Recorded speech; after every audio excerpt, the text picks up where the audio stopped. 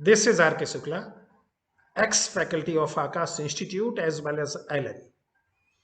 बच्चों, नीट 2022 बिल्कुल सामने है। कुल मिला के 20-21 दिन का कुल मिलाकर गैप रहा है और ऐसे में हम लोग प्रयास कर रहे हैं, नीट विनायक एकेडमी की ओर से हम लोग प्रयास कर रहे हैं कि आपके बेहतर परफॉर्मेंस के लिए जो भी करना चाहिए, जो भी इस समय करने की जरूरत है वो हम करें। तो उसी के चलते हमने पूरा एनिमल टैक्सोनॉमी का सीरीज चलाया था और आगे आने वाले वीडियो में उसका क्विक रिवीजन का भी हम एक वीडियो बनाएंगे, जिससे आप बहुत आसानी से एनिमल किंगडम का आप रिवीजन कर पाओगे। अभी हम लोग यहाँ पर बात कर रहे हैं हार्मोन। हार्मोन मतलब एंडोक्राइनोलॉजी और chemical coordination as well as integration, इतने नाम से हार्मोन को जाना जाता है। अगर मैं पूरी बायोलॉजी में, नीट बायोलॉजी में किसी एक टॉपिक को सबसे ज्यादा इंपॉर्टेंट मानता हूं तो याद रखना ये एनिमल किंगडम, जिसमें 90 में ये animal physiology, not animal kingdom, this is animal physiology, human physiology, जिसमें 90 में से 14, 18 और sometime 20 questions are there. Got it my point? और अगर मैं फिजियोलॉजी की बात करता हूं, ह्यूमन फिजियोलॉजी की, तो उसका जो मोस्ट इंपॉर्टेंट टॉपिक है दिस इज हार्मोन और chemical coordination as well as integration, and this is also called as endocrinology. ठीक है, तो बेसिकली ये याद करने का टॉपिक है। बहुत सारे बच्चों ने मुझे फोन किया और बहुत सारे बच्चों ने कोटा में यहाँ फिजिकल आकर मुझे बताया कि हार्मोन को याद करने में, उसको रिवाइज करने में बहुत सारी दिक्कत आ रही है। तो इस परेशानी का सॉल्यूशन मैं आपको देने जा रहा हूं और कुछ ऐसे हार्मोन को हम लोग डील कर रहे हैं कि आपको उसका रिवीजन करना बहुत आसान पड़ेगा, उसका रिवीजन करना आपको बहुत आसान होगा और आसानी से आप ये सारी बातें कर पाएंगे।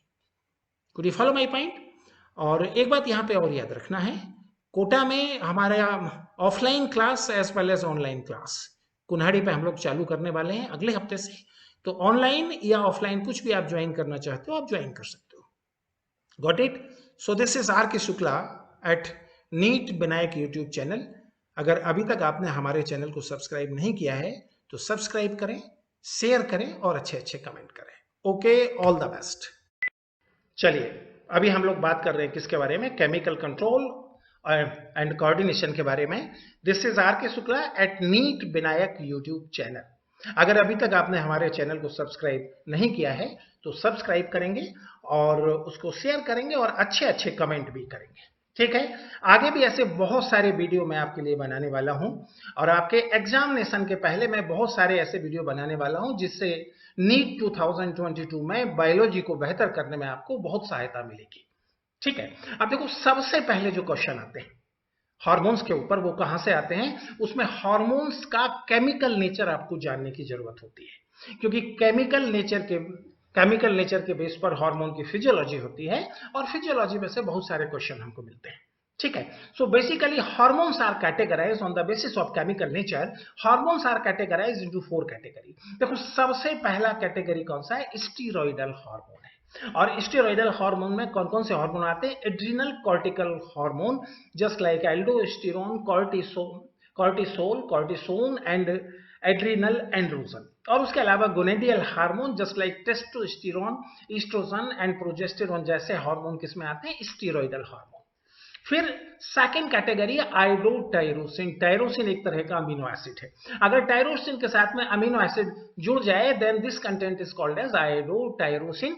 तो याद रखना, थायरॉइडल हार्मोन T3 T4 किस कैटेगरी में आते हैं? ये आयोडोटायरोसिन में आते हैं। ठीक है, फिर याद रखना एड्रिनल मेडुला के जो हार्मोन है adrenaline as well as nor adrenaline, these are derived from tyrosine, that's why these are called as catecholamine. अगर अगर एक अमीनो एसिड से हार्मोन का डेरिवेशन होता है then such kind of hormone are called as catecholamine. So this adrenaline as well as noradrenaline are catecholamine and iodotyrosin is also basically catecholamine. उसके बाद हम बात करेंगे large peptide protein as well as small peptide. तो जितने बचे हुए hormone हैं इनके नाम आपको याद करने की जरूरत नहीं है, ये सब किस में आ जाते हैं? इस कैटेगरी में आ जाते हैं। Got it my point. अब एक बात यहां पे और याद रखना है, स्टीरॉयडल हार्मोन और आयोडोटायरोसिन हार्मोन ये कहां काम करते हैं, ये न्यूक्लियस पर काम करते हैं।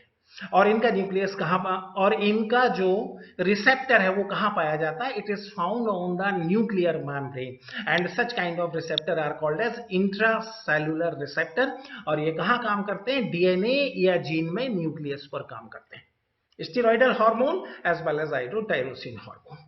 ठीक है, फिर अगर मैं बात करूं टायरोसिन और बाकी बचे हुए जो मतलब एड्रीनेलिन है, नॉर एड्रीनेलिन है और बाकी तमाम सारे जो हार्मोन है, ये कहां काम करते हैं, ये काम करते हैं प्लाज्मा मेम्ब्रेन पर। और इनका रिसेप्टर कहां पाया जाता है, मेम्ब्रेन बाउंड होता है, प्लाज्मा मेम्ब्रेन के ऊपर पाया जाता है।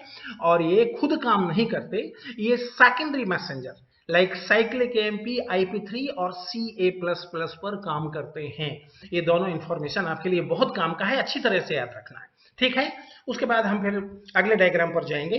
अगर आप एनसीईआरटी के डेफिनेशन की बात करते हो तो एनसीईआरटी ने एंडोक्राइनिन ग्लैंड को एक नया डेफिनेशन दिया है जिसमें 3 टर्म को शामिल किया है, NIT, N for non nutritive, I for intracellular messenger और intercellular messenger and T for trace element. ये तीन कंटेंट अच्छे से याद रखना। ये एनसीईआरटी का हार्मोन के डेफिनेशन में है और इस पर निश्चित रूप से आपकी बार क्वेश्चन आएगा, ऐसा मुझे लगता है। ठीक है, फिर उसके बाद हमने बात किया हार्मोन ऑफ पिट्यूटरी। पिट्यूटरी के कितने हार्मोन निकलते हैं। अगर आप हार्मोन ऑफ पिट्यूटरी की बात करते हो तो देखो एंटीरियर पे एक फॉर्मूला मैंने यहां पर डेवलप किया है, audit officer fail in past medical.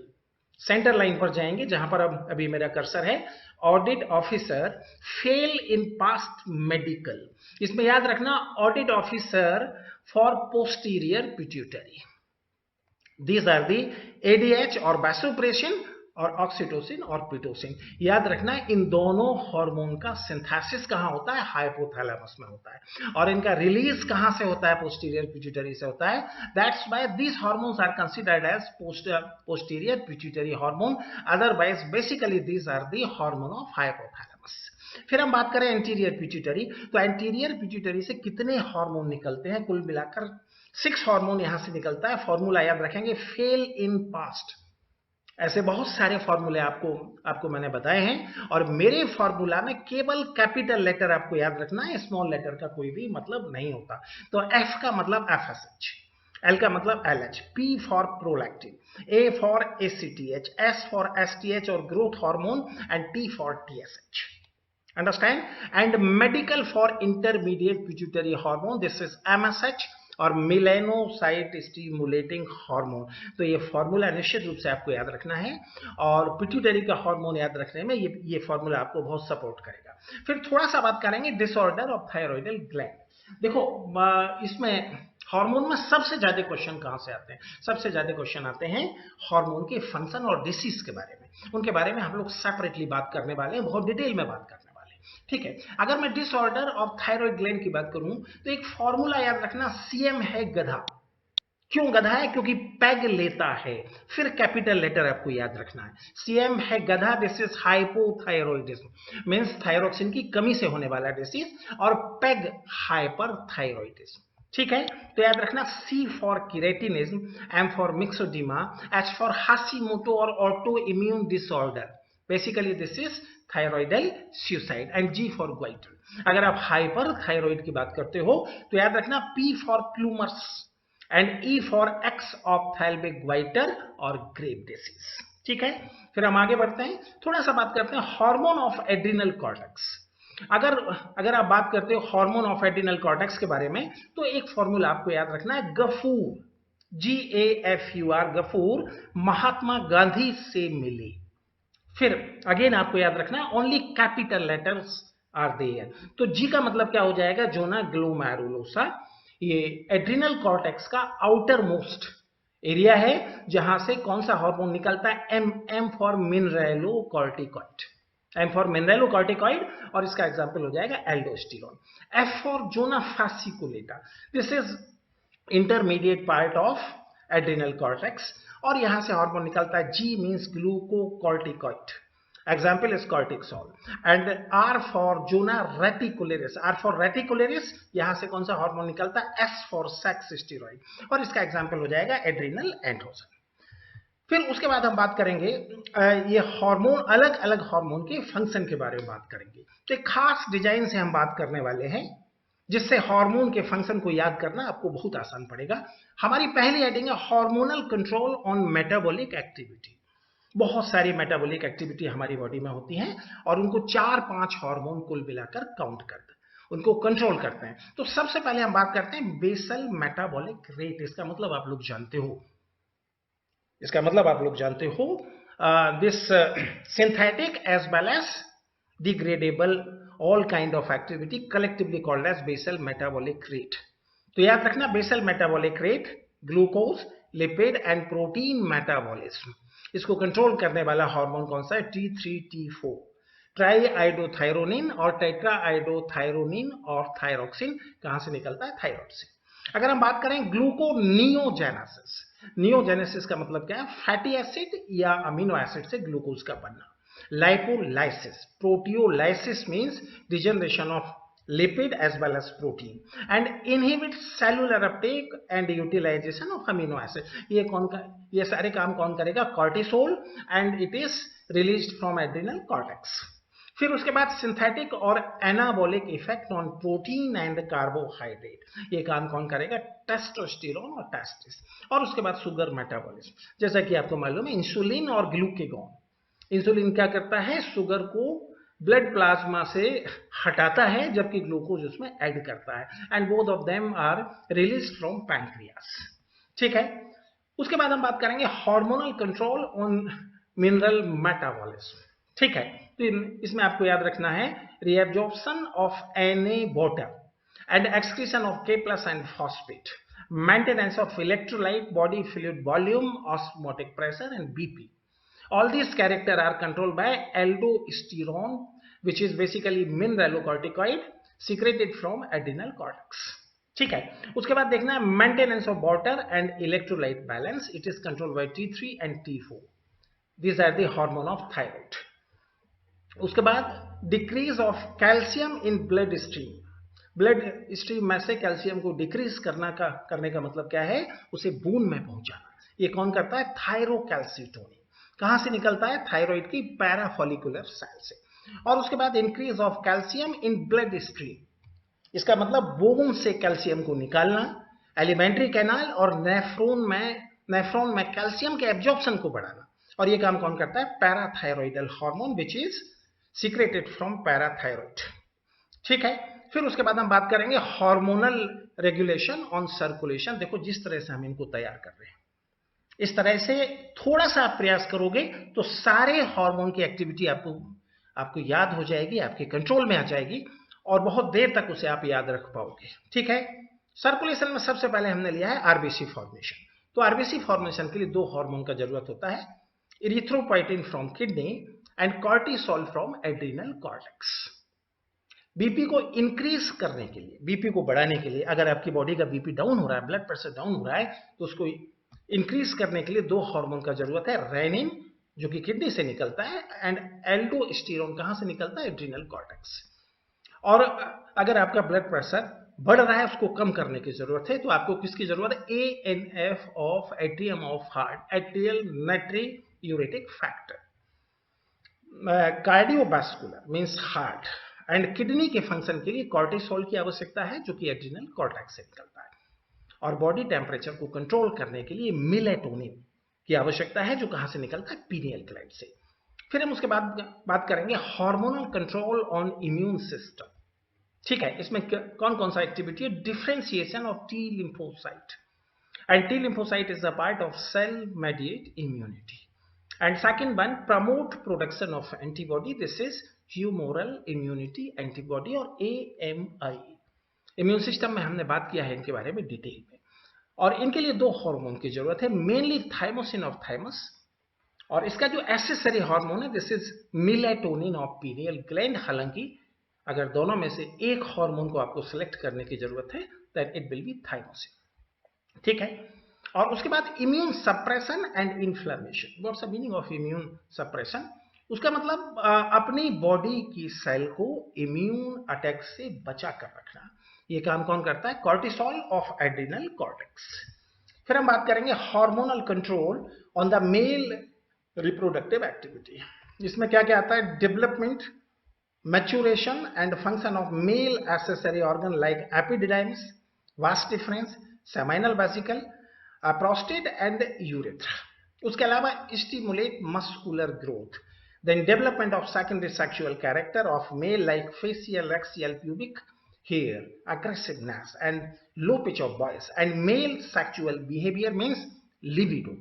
All these activity are controlled by testosterone of testes and adrenal androgen of adrenal cortex. This is R. K. Shukla at NEET Vinayak YouTube channel. अगर अभी तक आपने मेरे channel को subscribe नहीं किया है तो सब्सक्राइब करें, शेयर करें और अच्छे अच्छे कमेंट भी करें।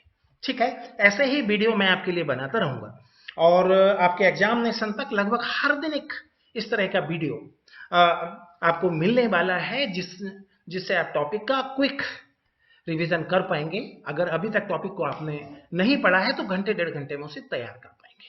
ठीक है, उसके बाद hormonal control on female reproductive activity. तो याद रखना, फीमेल का secondary sexual character as well as sexual behavior of female. It is controlled by estrogen from interstitial cell of ovary and corpus luteum. Menstruation cycle is controlled by FSH, LH, estrogen, progesterone and melatonin. Development of Graafian follicle is controlled by FSH as well as estrogen, and ovulation is controlled by LH surge. ठीक है, उसके बाद हम बात करेंगे hormonal control on gametogenesis and lactation. Spermatogenesis को control करने के लिए कौन कौन से हार्मोन का जरूरत है? FSH, testosterone and adrenal androgen. Oogenesis के लिए FSH। Development of mammary gland during pregnancy, उसके लिए progesterone and estrogen of corpus luteum. और उसके बाद synthesis of milk and filling of mammary gland with milk, prolactin as well as estrogen, and ejection of milk, oxytocin of posterior pituitary, which is basically hormone of hypothalamus. Then hormonal control on some another activity like darkening of skin color. It is controlled by MSH, melanocyte stimulating hormone of anterior pituitary. Lightening of skin color is controlled by melatonin of pineal. Wake, sleep or diurnal or daily rhythm cycle is controlled by melatonin of pineal. And emergency situation, मान लो कि आप कहीं भी जा रहे हो और आपको लगता है कि ये कुत्ता आपके पीछे पड़ा हुआ है, तो आप क्या करोगे? या तो आप करोगे, आप नहीं कर पाओगे तो जो भी करेगा वो डॉगी करेगा। लेकिन अगर आप करने की स्थिति में होते हो तो आप क्या करोगे? या तो आप भागने का प्रयास करोगे या कुत्ते को आप मारने का प्रयास करोगे। ये सारी सिचुएशन हैंडल करने के लिए जिन हार्मोन की जरूरत है, दिस आर एड्रिनलिन और epinephrine of adrenal medulla, commonly called as triple F, fight, fright and flight hormone. Hormone का जो कॉमन चैप्टर है उसमें डिटेल में इन सभी के बारे में डिस्कशन होगा, बट यहां हम लोग बात कर रहे हैं शॉर्ट में।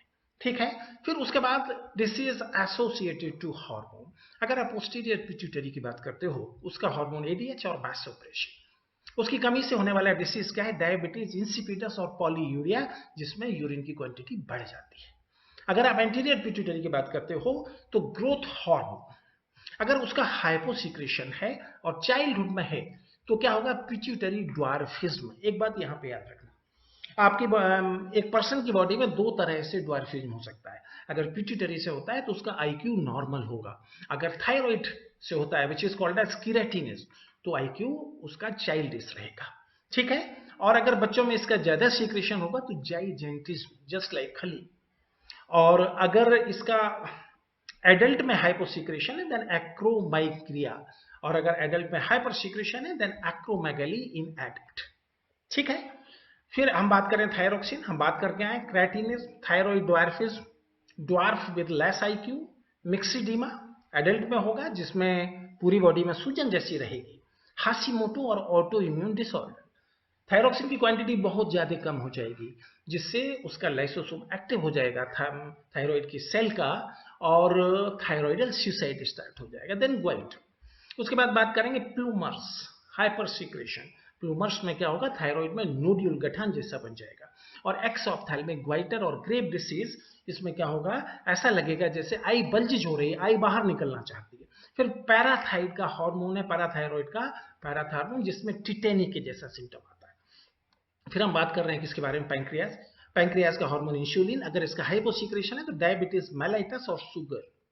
अगर एड्रिनल कॉर्टेक्स का, जिसका hormone aldosterone, cortisol, cortisone, hyposecretion है तो एडिसन डिजीज, और हाइपरसिक्रेशन है कुशिंग डिजीज।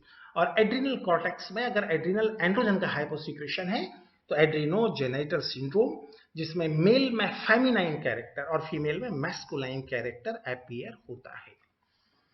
ठीक है, तो कुल मिलाकर इतनी बातें हार्मोन में पढ़ने से आपका हार्मोन तैयार हो जाएगा। और अगर इतना भी आप नहीं पढ़ना चाहते तो इसमें जो चार्ट है about different function of hormone, अगर इतना पढ़ने में भी आपको दिक्कत, तो ये 4-5 चार्ट जो आपके सामने है, ये hormone control on metabolism, hormone control on this mineral metabolism, hormone regulation on circulation, on immune system, male reproductive system, female reproductive system and other activity, इनको तैयार करने से भी आपका काम चल जाएगा। अगर थोड़ा सा भाग्य आपका साथ देगा तो लगभग सारे क्वेश्चन आप कर पाएंगे। Okay, this is R K Shukla at NEET Vinayak YouTube channel. अगर अभी तक हमारे चैनल को सब्सक्राइब नहीं किया है तो सब्सक्राइब करें, शेयर करें और अच्छे अच्छे कमेंट करें। Okay, all the best.